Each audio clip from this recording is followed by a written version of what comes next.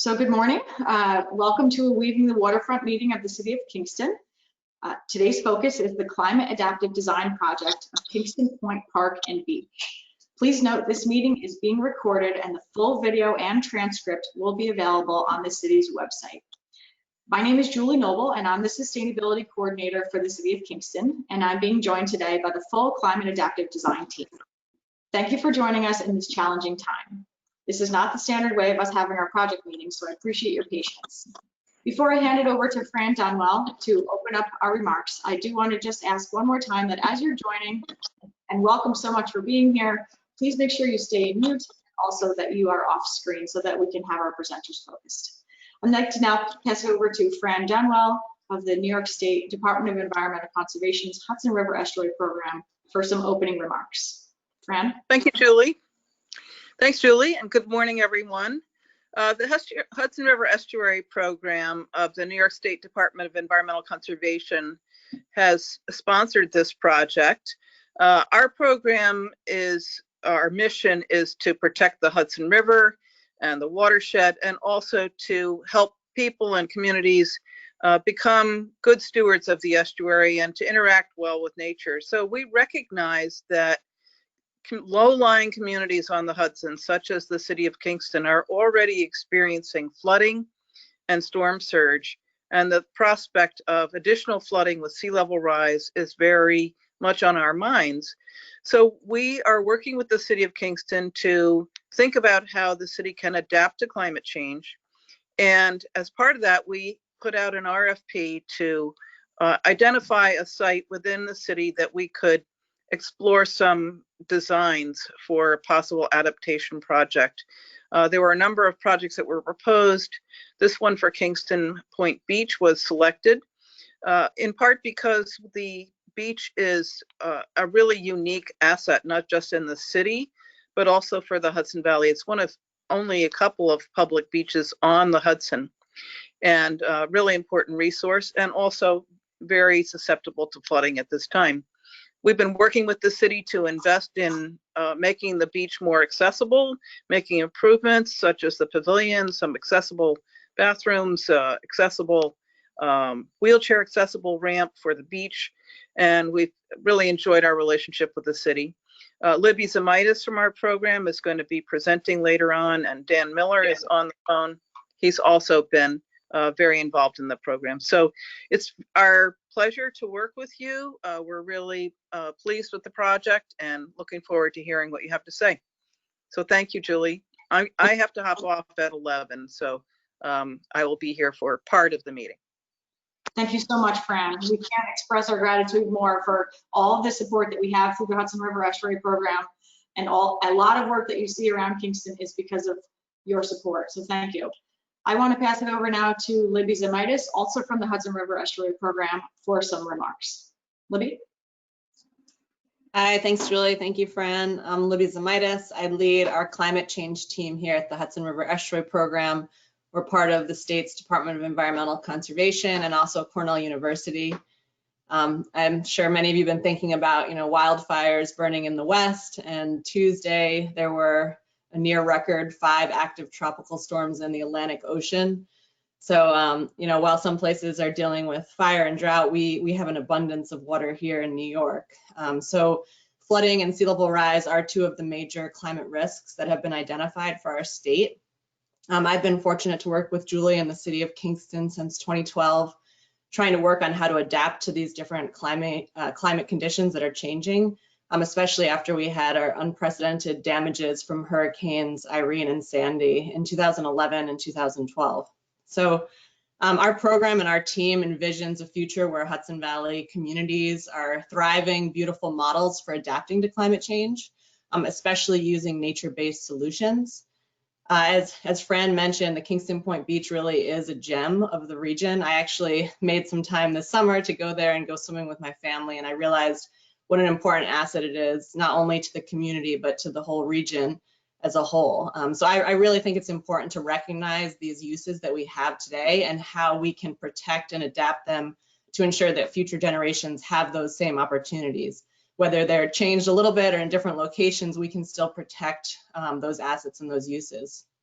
So we recognize that Kingston's, an absolute leader in this work in terms of climate adaptation, and this project is just one of several projects and one potential puzzle piece for creating that future. Just as quick background, today's project is a continuation of a program we have called Climate Adaptive Design, or CAD. It's a studio with Cornell University professor Josh Serra and his students in landscape architecture. Every year we link the students with a different flood risk waterfront community on the Hudson River, and they work with stakeholders to try to imagine and visualize a future that's adapted to flooding and climate change.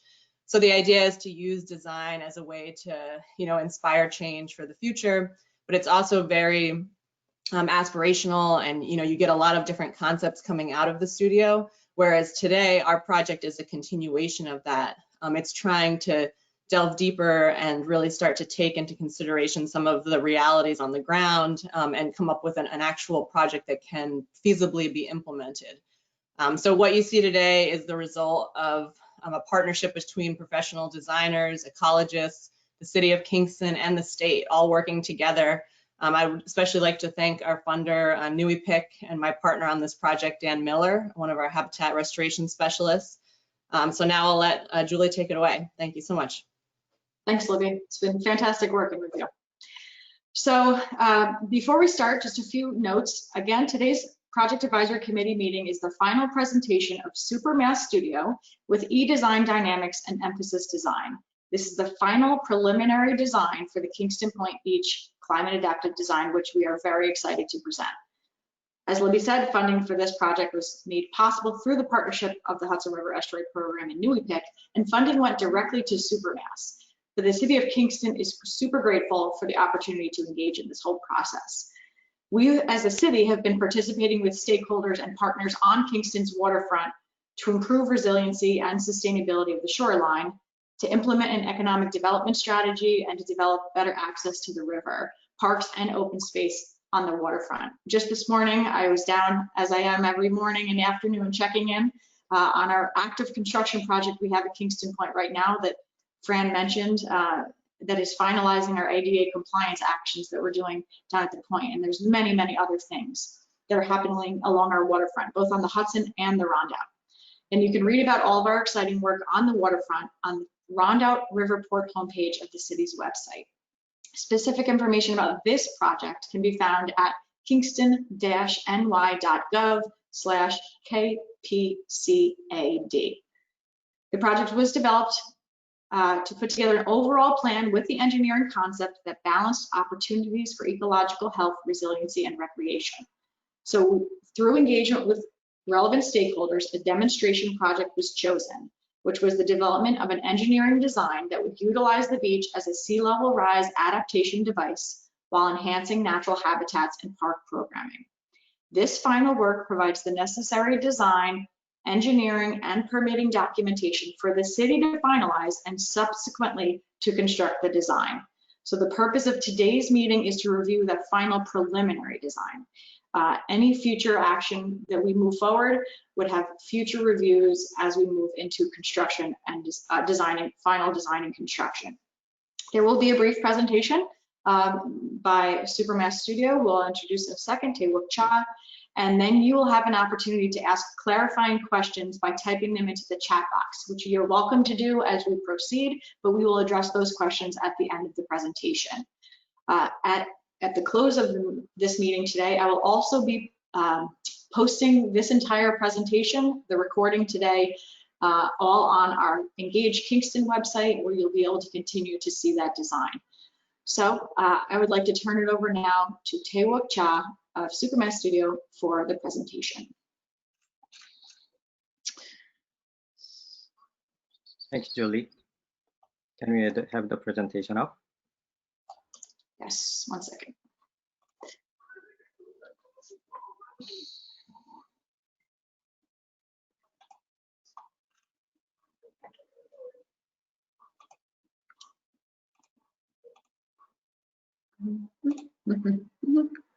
Well, good morning. While Julie is putting up the presentation, I'll introduce myself.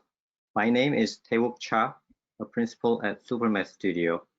I am a landscape architect and the principal in charge of the climate adaptive design project at Kingston Point.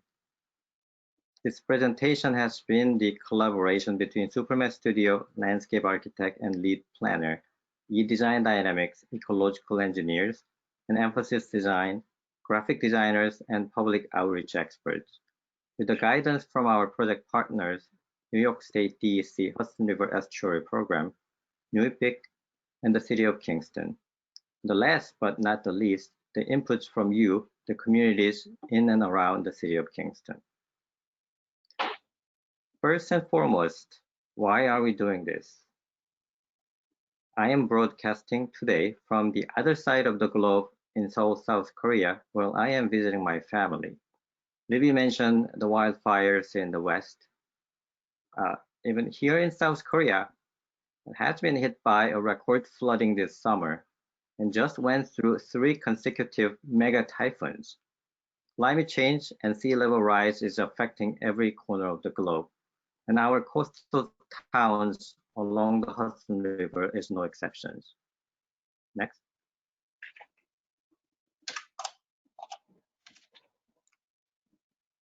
The projected sea level rise at Kingston Point from present day through 2050 and 2080 shows the rising water level will flood the point area if we do nothing, and eventually flood the majority of the areas, including the beloved beach, parking lot, and important wetland and forest habitats, resulting the point essentially becoming an island. Next.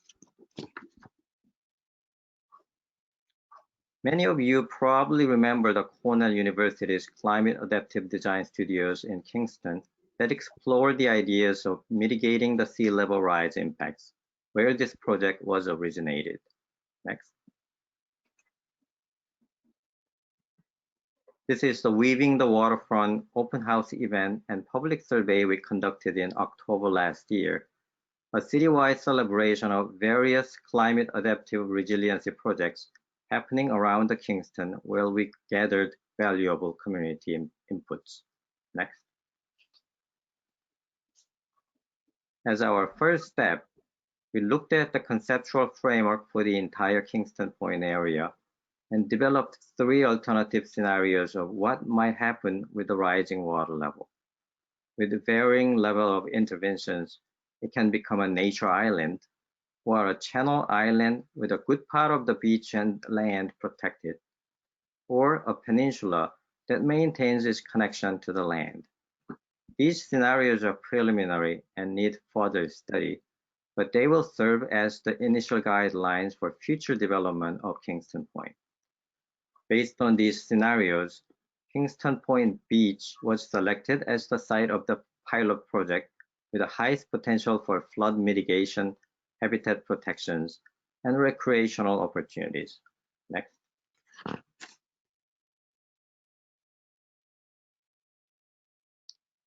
This is the site of the pilot project, the beach.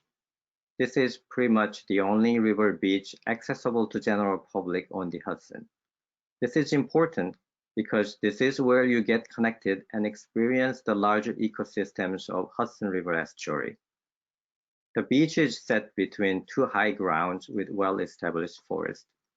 If we raise the beach and reinforce it, the beach can effectively function as a levee to protect the land behind. Next. Based on this idea, we developed 3 design alternatives of raising the beach and incorporating additional beach programs. Through online community outreach and public survey, Alternative 2, linear terraces, was selected as the most preferred direction. Next. This is the diagram that shows the idea of climate adaptive operations. If we do nothing, sea level rise will claim most of the beach underwater by 2080. By adding a series of raised terraces with reinforced edges, we can connect between the 2 high grounds and create a kind of levee that provides protection from the future sea level rise. We can create additional habitats along these terraces and make the ecological connections between the 2 disconnected ecosystems. The terraces will also serve as the additional opportunities for various beach-related activities. Next.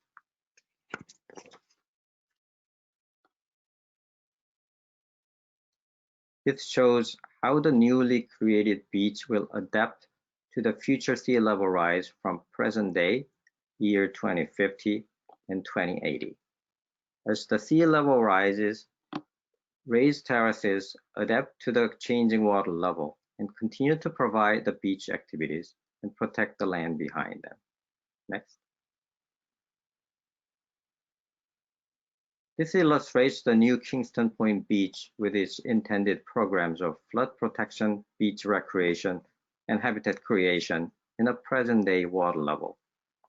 2 tiers of raised beach terraces continue to provide the beach functions. The top tier connects between the 2 existing high grounds and serve as a beach promenade with a great view of the Hudson River. Wetland Cove and Brick Beach living shoreline anchor on both ends of the beach, and the planted terraces connect the 2 larger ecosystems. Additional beach programs, such as boardwalk activity terraces, sand play areas, and ample seating will be provided on the raised terraces. A pier over Wetland Cove allows the opportunity to observe the wetland ecosystem up close, as well as a nice place for fishing and river gauging. The same level of boat launch operations on the other end will be maintained. Next. Here you can see the effects of the sea level rise in 2050 and how the new beach adapts to the rising water level while maintaining its functions. Next.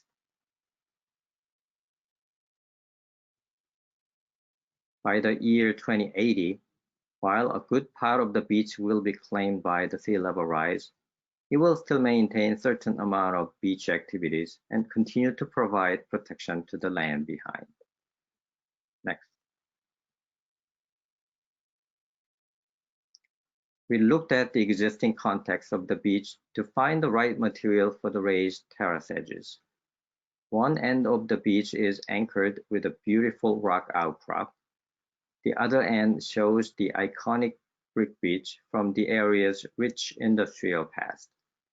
To weave the natural, ecological, and historical context of the site, we propose to reinforce the terraces with riprap rocks from local quarries, eco-concrete that can accommodate aquatic habitats, and gabions filled with bricks harvested from the beach. Next. Eco-concrete edges can be combined with ripraps or habitats. Steps and seating can be added to the eco-concrete and gabion edges. These materials and techniques can provide alternative to a standard concrete edge and tell a much richer story of the site's ecology, people, and history. Next. This diagram shows where the different types of edges are located. Brick-filled gabion edges with seating on top, shown in red, will be used primarily. Eco-concrete edges, shown in green, are proposed on the main beach terraces where they are expected to interact with water constantly. Gabion edges are not very comfortable to step on, so that was another reason why we proposed concrete edges on the main beach area, because that's where we expect most people use to access the river as the water level rises. Next. For circulation, beach promenade at the top serves as the pedestrian spine to access the beach and various activity areas. Gentle 5% accessible ramps, shown in dashed lines, will provide easy access from the parking lot to the beach. Next. Recreational programs are primarily beach-related, with the added programs of pier, picnic, boardwalk activity, and promenade. Boat launch program is maintained. Next. Constructed tidal wetland and live stake living shoreline reinforce the existing forest ecosystem at both ends. Coastal scrub-shrub ecosystem is incorporated into the linear terraces and make the connection between the two larger ecosystems. Next. This aerial view of the wetland cove shows how it interacts with the tidal changes of the Hudson River. Next. As the river tide coming in, the wetland starts filling up with water through the 3 small water channels. Next. At mean high water, the wetland cove pretty much gets connected to the river, and this intertidal cycle will repeat every 12+ hours, allowing us to appreciate our natural interactions with the river tide. Next.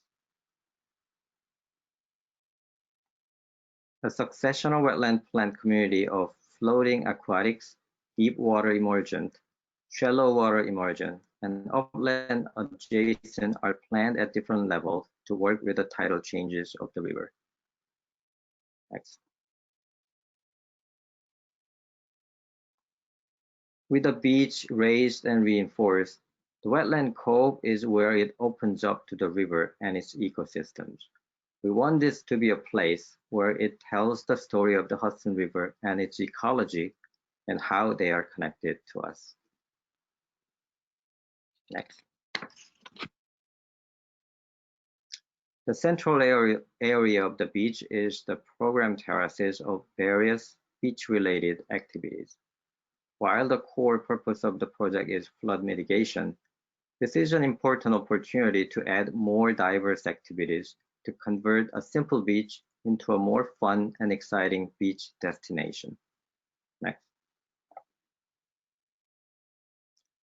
This illustrative section of the beach terraces clearly shows the idea of how the raised terraces maintain the current beach function while providing the necessary flood protection.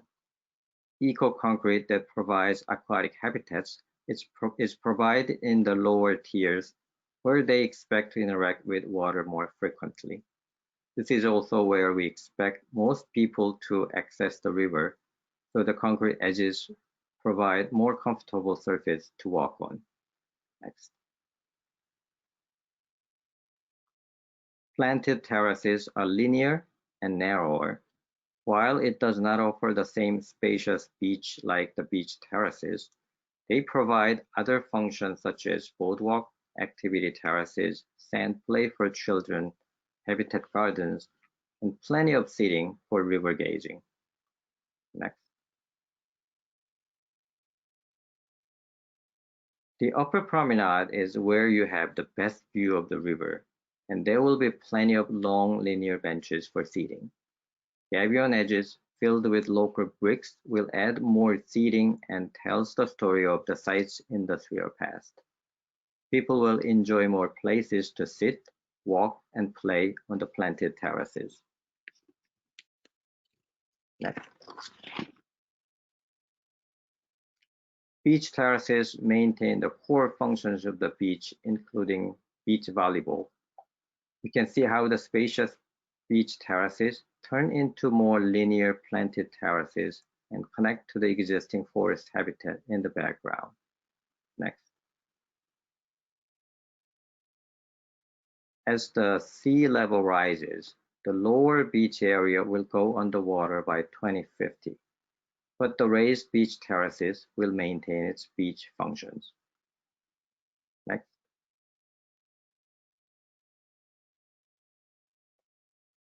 By 2080, the lower tier terrace will get flooded, but leaving the upper tier terrace and the promenade still protected.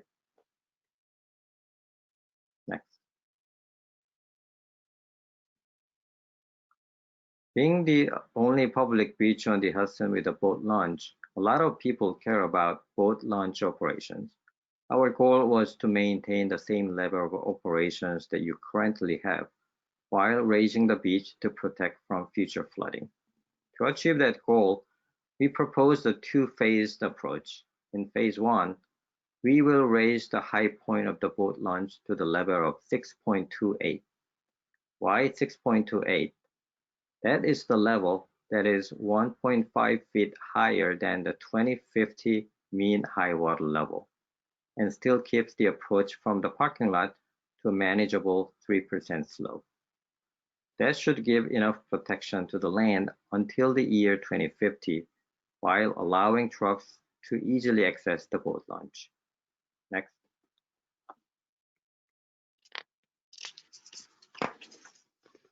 Phase 2 kicks in the year 2050 to prepare the area for sea level rise in 2080.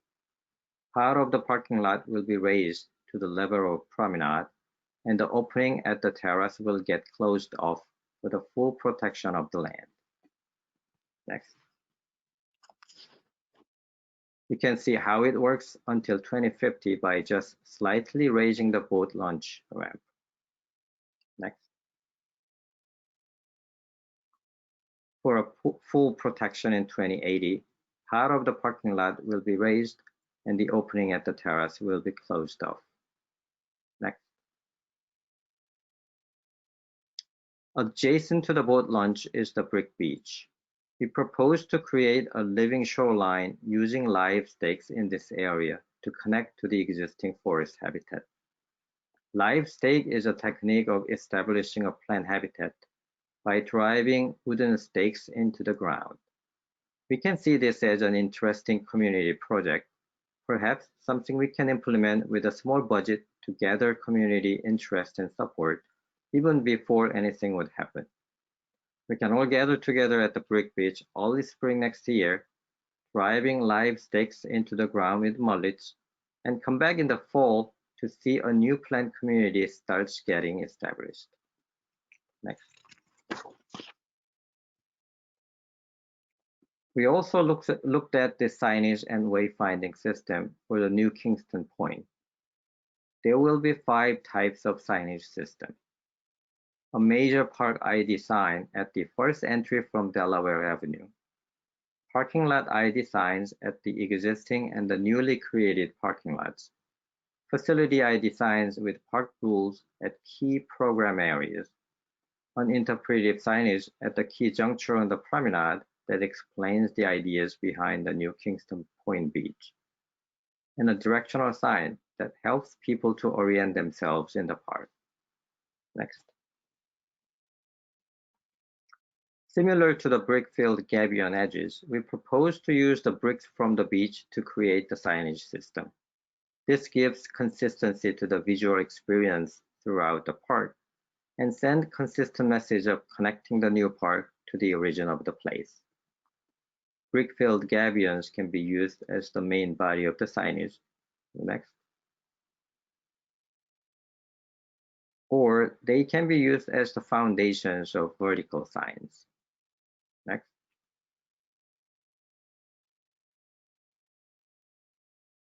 There will also be an interpretive sign that tells the story of the Hudson River estuary, sea level rise adaptations at the Kingston Point Beach, and the people who contributed to make this happen. Next.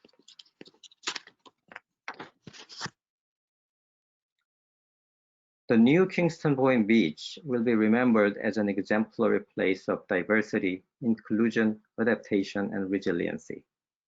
It addresses the impacts of climate change to our natural ecosystems and to our community, and recognizes the needs of both to cope with the sea level rise. The couple in this view, who is reading the story of the beach on the interpretive signage, with a full view of the raised beaches and the constructed wetland, will never take the gift of nature as granted. Next. So here you have a full view of the new Kingston Point Beach. You can clearly see how the terrace beach is stepping up to form a levee to protect the land, how the constructed wetland opens up and connects to the river, and how the linear terraces connect the beach to the larger ecosystems of Kingston Point. Next. In conclusion, this is the Kingston Point Beach today. A well-loved, and well-used simple beach that may get lost forever if we don't do anything. Next. And this can be the new Kingston Point Beach tomorrow. A better protected, more diversified, more ecological, and more exciting destination that protects its ecosystem and attracts people in and around Kingston for years to come. Next. As the sea level rises, our children will learn how we adapted to the climate changes. Next. And also the rising sea level to protect our land and shorelines and ecosystems at the Kingston Point Beach. Next. So this concludes our 13-month journey through this project. We started in August 2019, held the Weaving the Waterfront open house in October last year. We completed the overall framework plan in December last year and preliminary design alternatives in May this year when it was presented to the community through online media for community input. And here we are. What you just watched is the completion of the final preliminary design of the pilot project based on the community input we received.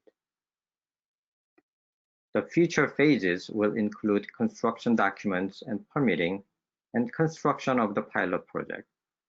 This is all pending the availability of funding and the community support. I hope you enjoy the presentation and walks away with a lifelong supporter of the climate adaptive Kingston Point Beach to make this happen. Thank you.